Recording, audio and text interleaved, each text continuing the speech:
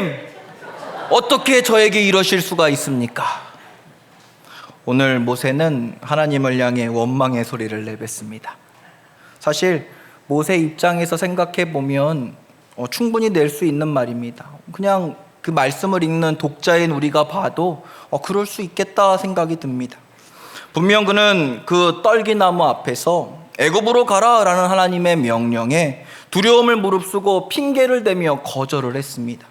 나는 할 수 없는 사람입니다. 나는 능력이 없습니다. 나에게는 불가능합니다. 그러기를 무려 5번이나 했습니다. 여러분, 이게 쉬워 보이시죠? 그런데 모세는 죽음을 각오하고 거절을 한 겁니다. 생각해 보세요. 나무에 불이 붙었는데요, 그 불이 얼마나 컸는지 모세가 멀리서 보고서도 알 정도였습니다. 뿐만 아닙니다. 그런 큰 불이 나무에 붙었는데 마치 나무의 옷이라도 된 양 나무는 타지를 않는 거예요. 게다가 불이 다른 곳으로 옮겨가지도 않습니다. 불이 나면 도망가는 것이 정상입니다. 불이 났는데 뛰어가시는 분 있으십니까? 모세는 양을 치고 있었죠. 불을 보면 뒤도 돌아보지 않고 도망쳐야 한다는 겁니다. 나의 안전뿐만 아니라 양들의 생명도 보존해야 하기 때문입니다. 그런데 그 현상이 얼마나 기이했는지 자꾸 생각이 드는 거죠. 그래서 양들은 안전한 곳에 두고 다시 돌아온 겁니다.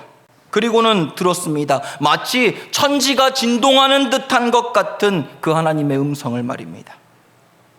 너는 내 발에 신은 신을 벗으라. 이곳은 거룩하니라. 그 하나님의 말씀에 따라 나무에 붙은 그 불길이 마치 춤을 추듯이 올라갔다 내려갔다 하는 일을 반복한다고 여러분 상상해 보십시오. 이야, 당시 사람들은 하나님의 이름을 함부로 말하지도 못했는데, 심지어 하나님을 만나면 반드시 죽는다라고 생각했는데, 이 말씀을 생각해 보면 그렇게 생각할 수도 있겠다라는 생각이 듭니다. 경이롭고 무섭습니다. 그만큼 엄청난 스케일의 현상이 모세에게 펼쳐졌던 겁니다. 거기서 여러분, 모세는 감히 말대꾸를 했습니다. 거기서 감히 거절을 했습니다. 간이 배 밖으로 나와도 여러분 불가능한 일입니다. 엄청난 자연의 현상을 목도하게 되면 사람은 몸이 굳는다고 합니다. 머리가, 이성이 마비가 된다고 하죠. 거기에 하나님의 음성까지 들리는 겁니다. 그런 상황에서 여러분, 이 모세는 거절을 한 겁니다. 그것도 무려 몇 번이요? 5번이나 말입니다. 마지막이 대박이죠. 주여, 보낼 만한 자를 보내소서. 야, 이거는 죽자고 한 걸까요? 죽고 싶어서 한 걸까요? 그만큼 싫었다는 겁니다. 차라리 죽으면 죽었지 애굽으로는 난 못 돌아가겠습니다. 그 사람들 만나느니 차라리 주님 날 여기서 죽여주옵소서. 그런 그를 하나님이 어루고 달래고 권능도 보여주고 화도 내시고 대안도 주시고, 그래서 겨우겨우 가겠다고 한참입니다. 그러면 모세 입장에서 생각해 보세요. 꽃길을 열어주셔야 되잖아요. 하나님 권능으로 팍팍 밀어주셔야 진행이 되어져야 한다는 겁니다. 어려움? 불편함? 에이, 그러면 안 할 거야. 이게 모세의 생각이었을 겁니다. 결국은 순종해서 애굽으로 떠나고 있지만 이런 마음을 가지고 있으니 여러분, 그 태도가 오죽했겠습니까? 지난 수요 예배 때 잠시 살펴봤었는데요, 하나님이 모세가 가는 그 길에 칼을 들고 서 계시더라고요. 4장 24절에 보면요, 여호와께서 그를 만나서 그를 죽이려 하신지라 라고 기록합니다. 죽이려 했다라고 기록합니다. 여러분은 이 상황이 이해가 되십니까? 모세는 이해가 됐을까요? 가기 싫다는 사람 억지로 가라 가게 할 때는 언제고, 이제 가겠다는데 칼을 빼어 들고서는 죽이려고 하신다니요. 저도 이해가 안 되더라고요. 하나님이 왜 저러시지? 이게 뭐지? 내가 아는 하나님 맞나? 혹시 하나님이 아니라 마귀가 변장한 거 아닌가? 그런데 여러분, 부모가 되어 보니까 알겠더라고요. 이상하죠? 왜 자녀들은 자신들에게 꼭 필요하고 해야 하고 좋은 것들 하라고 하면 하기 싫다고 할까요? 왜 짜증을 낼까요? 다 잔소리라고 받아들일까요? 저희 집에 2춘기, 3춘기, 4춘기 아이들이 있습니다. 일어나라, 공부해라, 학교 가라, 편식하지 말고 밥 먹어라, 운동해라, 큰 길로 가고 자동차 잘 보고 다녀. 그런데 뭐 말만 하면 왜 내 자유를 침범하니에요? 그렇게 다 간섭할 거면 날 왜 낳았니에요? 알아서 하겠다는 거예요. 날 그렇게 못 믿어? 그래서 또 어르고 달래고 사정하고 또 화도 내고 그러다가 지쳐서 그러면 그래 알아서 해 라고 얘기하면 여러분 죄송합니다. 정말 개판이 되는 겁니다. 그러면 어떻게 합니까? 사랑의 매가 쓱 올라오는 거지요. 정신이 번쩍 나도록 혼이 나는 겁니다. 그들의 인생에 꼭 필요하니까. 그것이 그들의 평생의 재산이 될 걸 알고 있으니까 그걸 부모인 우리가 먼저 살아보고 아니까 정말 사랑하니까 어르고 달래고 화도 내고 그러면서 싫어하는 것 뻔히 알면서도 오늘도 또 얘기하는 겁니다. 또 상처받게 될 걸 알면서 말입니다.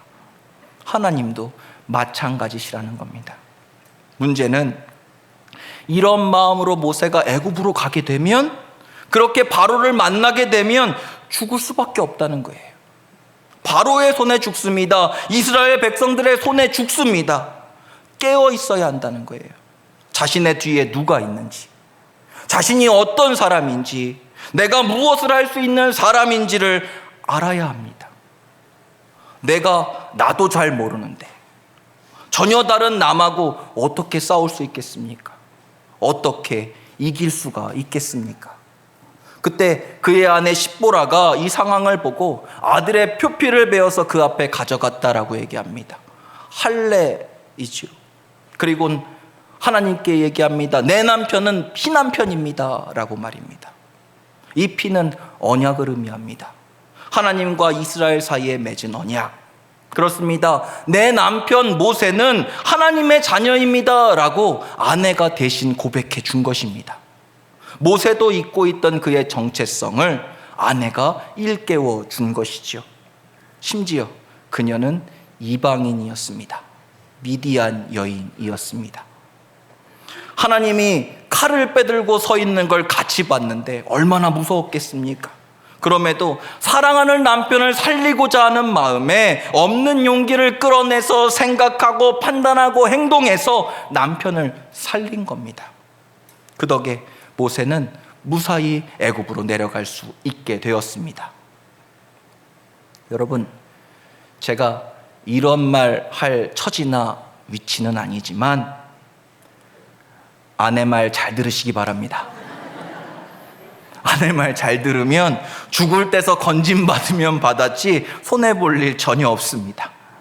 그렇게 우여곡절을 겪으며 오늘 말씀처럼 애굽의 바로에게 나온 겁니다.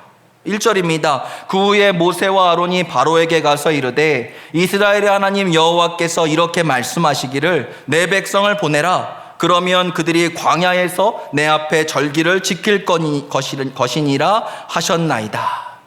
여러분, 모세가 바뀌었습니다. 앞선 여러 가지 사건들을 겪으면서 아내의 헌신적인 도움을 힘입어서 이제는 애굽의 바로왕 앞에서도 당당하고 자신 있게 하나님의 말씀을 선포하는 겁니다. 예전에 나는 못합니다, 나는 말할 수 없습니다, 보낼 만한 자를 보내소서라고 얘기했던 모세가 사라진 겁니다. 내 백성을 내보내라. 그러면 그들이 광야에서 내 앞에 절기를 지킬 것이니라. 그 어디에도 비굴함이나 주저함이 보이지 않습니다. 얼마나 멋있습니까? 우리 아버지들이, 우리 남편들이 이렇다면 얼마나 좋을까요? 모세의 아내가 보여준 겁니다. 우리 가장들에게 가장 필요한 건 여러분, 가족의 지지와 응원이라고 말입니다. 특별히 뭐라고요? 특별히 아내의 인정과 응원입니다. 남편 귀 좀 살려주세요.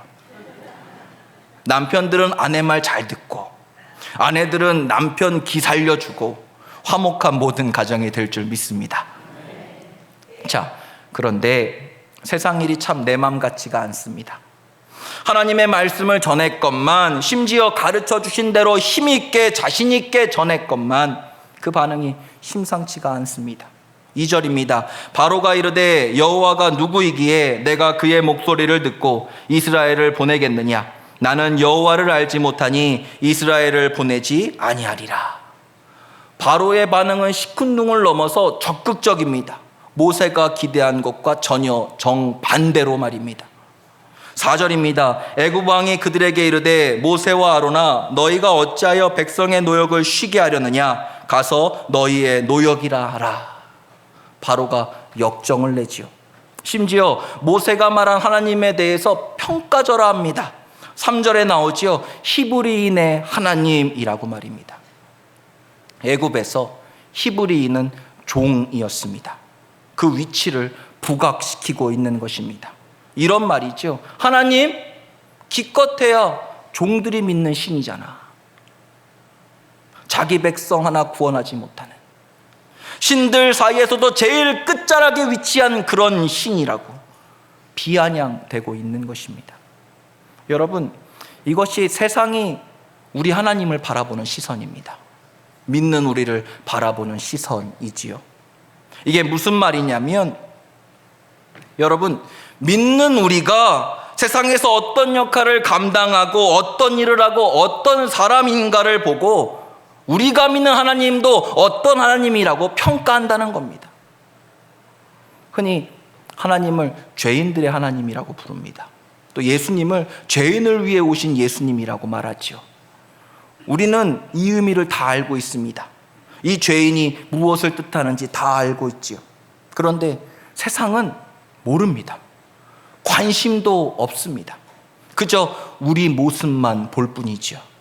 그러다가 교회에서 분쟁이 일어나는 것을 뉴스에서 보게 되고, 성도가 믿는 사람이 목사님들이 범죄했다라는 사실이 뉴스를 통해서 나오게 되면 그런 사람들이 믿는 하나님이라고 싸잡아서, 하나님까지 예수님까지 다 싸잡아서 죄인이라고 평가한다는 겁니다. 여러분, 세상이 교회를 욕하고 또 성도를 안 좋게 바라보는 것만 기분 나빠하지 마시기 바랍니다. 혹시 내가 그런 평가를 받게 만들고 있지는 않은지 우리는 늘 우리 자신을 돌아봐야만 합니다. 날 위해 그 누구보다 나를 사랑하시는 아버지 하나님의 이름이, 날 위해 모든 것을 다 내어주신 그 예수님의 이름이 세상 사람들의 입에서 함부로 불려지지 않도록 스스로 조심해야 한다라는 것입니다.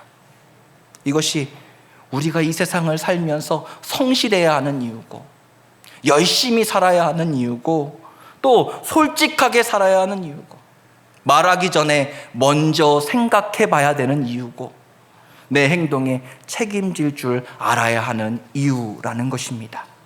내가 사랑하는 내 하나님의 이름을 남들이 함부로 말하지 못하게 하기 위해서 여러분, 기도하시기 바랍니다. 하나님, 내가 하나님의 이름을 영화롭게 불리게 할 수 있는 사람이 되게 하여 주옵소서. 예수의 이름을 아름답게 전할 수 있는 위치와 책임과 역할을 감당하는 사람이 되게 하여 주옵소서. 하나님께서 약속하신 말씀을 이루기 위해서라도, 하나님의 이름을 위해서라도 여러분이 기도하신 대로 여러분을 반드시 끌어올리실 줄 믿습니다. 바로의 역정은 계속됩니다. 이제는 역정을 넘어서 심술을 부립니다. 6절부터 9절까지 말씀인데요, 6절부터 9절까지 함께 읽어보겠습니다. 시작. 바로가 그날에 백성의 감독들과 기록원들에게 명령하여 이르되,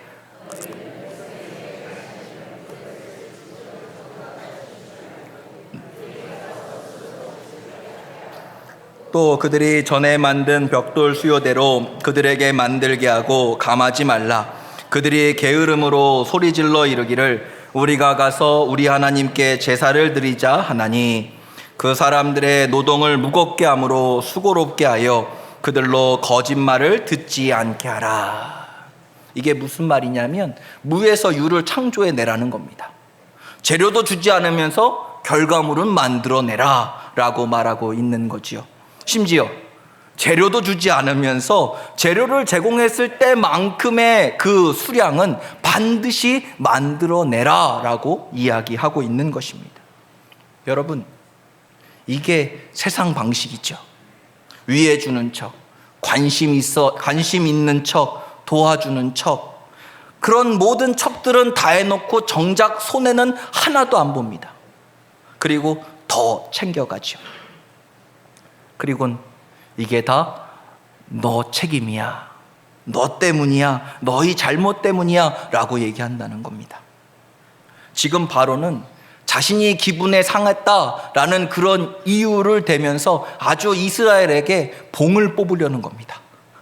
생각해 보세요. 나가는 게 없는데 들어오는 건 여전합니다. 더욱이 자신은 욕먹을 일도 없습니다. 대신 책임져 줄 사람이 있기 때문입니다. 바로 모세입니다. 저는 이 말씀을 묵상하면서 바로가 이렇게 역정을 내고 또 비아냥대는데도 별 타격이 없는 모세를 발견했습니다. 이 정도의 역적이나 협박을 직접 당하게 되면 그 위세에 눌려서 당황하고 걱정하고 겁을 낼 만도 한데 별 타격이 없습니다. 그냥 나갔습니다. 할 말만 다 하고 나간 겁니다.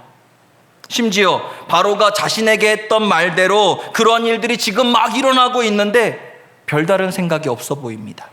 20절을 보십시오. 그들이 바로를 떠나 나올 때에 모세와 아론이 길에 서 있는 것을 보고, 길에 서 있었다는 거예요. 길 한복판에. 이스라엘의 관리들이 기록원이라고 기록되어져 있죠.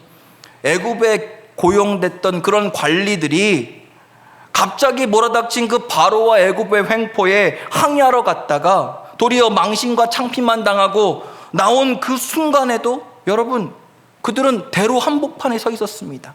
평안했다는 거예요. 그냥 길에 서 있었습니다. 애굽 사람들, 이스라엘 사람들 다 다니는 그 대로 한복판에 말입니다. 이런 상황에 어떻게 길 한복판에 서 있을 수가 있을까요? 애굽의 군대가, 성난 이스라엘 백성들이 자신을 만나면 어떤 짓을 할지 어떻게 알고요? 대단한 무신경자 아닙니까? 여러모로 대단한 모세와 아론입니다. 그러나 실상은 따로 있었습니다. 모세는 이미 이렇게 될 줄 알고 있었던 겁니다. 하나님께서 떨기나무에서 그를 부르셨던 그 순간부터 하나님은 이렇게 될 것을 모세에게 미리 말씀해 주셨지요. 바로가 마음을 완강히 할 것이다. 절대 그 마음을 돌이키지 않을 거다. 애굽 땅에 환란이 그것도 여러 번 있어야 비로소 출애굽 프로젝트는 시작될 거야. 이미 일어날 일을 다 알고 있으니, 어떻게 진행될지도 다 알고 있는데 두려울 게 뭐가 있겠습니까? 걱정이 뭐가 있겠습니까? 그대로 되고 있는데 말입니다.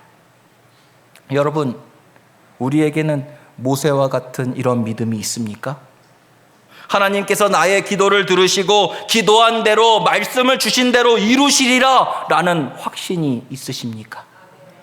지금 이 모든 순간마저도, 내가 경험하게 될 모든 상황까지도 하나님이 하시는 일의 모든 과정 중에 하나라는 믿음이 저에게 그리고 여러분들에게 있기를 소망합니다. 좋아요. 좋습니다. 이런 모세와 아론의 태도는 너무나 좋아 보입니다. 그러면 한결같아야죠. 믿음에 굳게 서 있어야죠. 문제는 그렇지 못했다는 겁니다. 누가요? 모세가요. 아론이요. 그리고 우리가요. 여러분, 마귀는 고단수입니다. 언제나 우리 머리 위에 있습니다. 그래? 너 믿음이 그렇게 확고해? 그럼 이것도 견딜 수 있어? 라고 시험을 하는 거죠. 예수님도 3번이나 시험했던 게 마귀입니다. 모세는 상대도 안 됩니다. 우리는 말할 것도 없습니다. 모세가 픽 하고 쓰러집니다.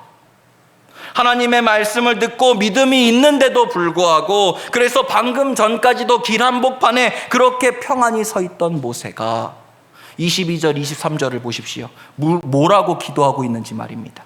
함께 22절 23절 읽겠습니다. 시작. 모세가 여호와께 돌아와서 아뢰되 주여 어찌하여 이 백성이 학대를 당하게 하셨나이까? 어찌하여 나를 보내셨나이까? 내가 바로에게 들어가서 주의 이름으로 말한 후로부터 그가 이 백성을 더 학대하며 주께서도 주의 백성을 구원하지 아니하시나이다.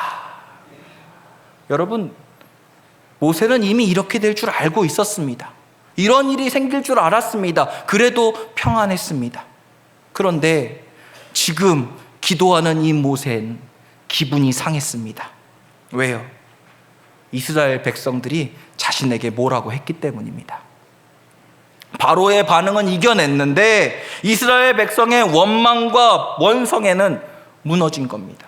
이런 생각 때문입니다. 내가 누구 때문에 이런 고생을 하는데, 내가 누구 때문에 평안하게 살 수 있는 길 버려두고 이 험난한 길을 걸어왔는데, 내가 누구 때문에 죽을 뻔한 일을 겪으면서 이 자리까지 나와왔는데 내가 이런 대우를 받으려고, 내가 이들에게 이런 취급이나 당하려고 그런 일을 겪었습니까? 내가 무슨 죄를 지었습니까? 어떻게 나에게 이러실 수가 있습니까? 이스라엘을 향한, 그리고 하나님을 향한 그 마음의 그 가시가 또 막 솟아 올라온 것입니다. 마치 초반에 애굽으로 돌아올 때의 그 모세의 모습처럼 돌아온 거예요.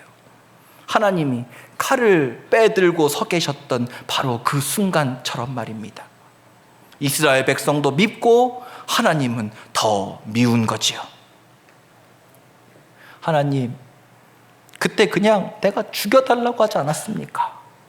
왜 날 이리로 보내셔서 창피를 당하게 만드십니까?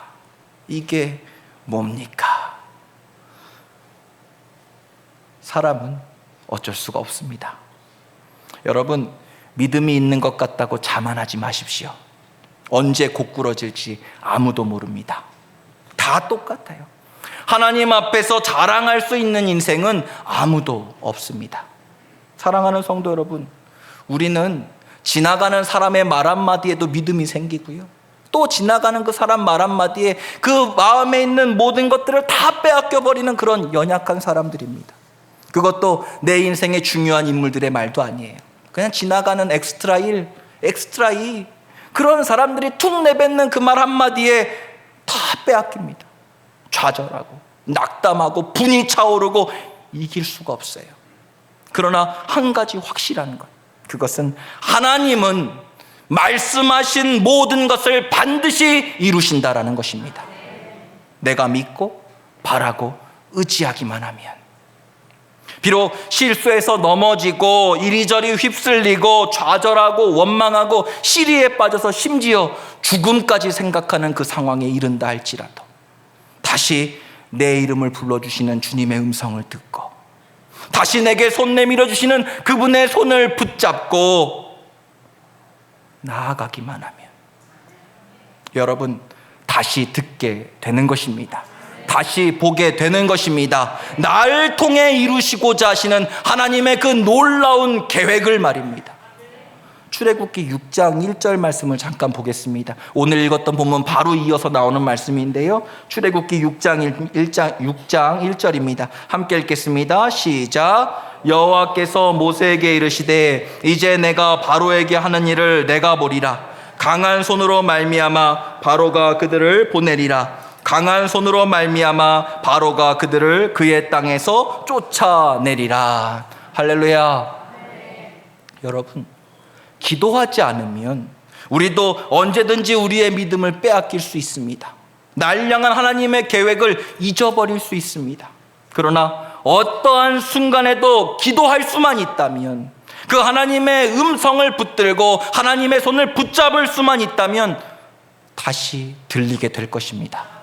다시 보게 될 것입니다. 날 향한 놀라운 하나님의 계획을 말입니다.